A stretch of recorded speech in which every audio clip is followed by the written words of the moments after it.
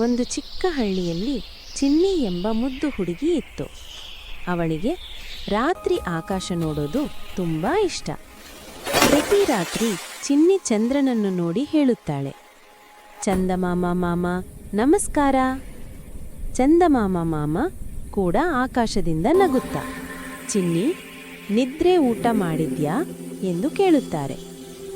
ಒಂದು ದಿನ ಚಿನ್ನಿ ಕೇಳಿದಳು, ಮಾಮ ನೀವೇನಾದರೂ ನನ್ನ ಮನೆಗೆ ಬರ್ತೀರಾ? ಚಂದಮಾಮ ಮಾಮ ನಗುತ್ತಾ ಹೇಳಿದರು, ನಾನು ಆಕಾಶದಲ್ಲೇ ಇರಬೇಕು ಚಿನ್ನಿ, ಆದರೆ ನಿನ್ನ ಕನಸಿನಲ್ಲಿ ಖಂಡಿತ ಬರುತ್ತೀನಿ.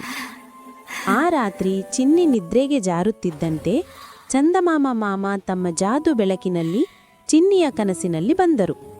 ಅವರು ಇಬ್ಬರು ಸೇರಿ ನಕ್ಷತ್ರಗಳ ಜೊತೆ ಆಟ ಆಡಿದರು, ಚಂದ್ರದ ಬೆಟ್ಟ ಏರಿದರು, ಬೆಳಕಿನ ಪಾಕಿಗಳ ಜೊತೆ ನೃತ್ಯ ಮಾಡಿದರು.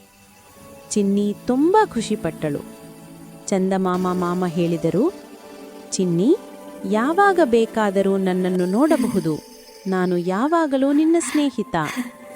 ಬೆಳಗ್ಗೆ ಚಿನ್ನಿ ಎದ್ದು ನಗುತ್ತಾಳೆ, ಚಂದಮಾಮ ಮಾಮ ನನ್ನ ಜೊತೆ ಆಟ ಆಡಿದರು.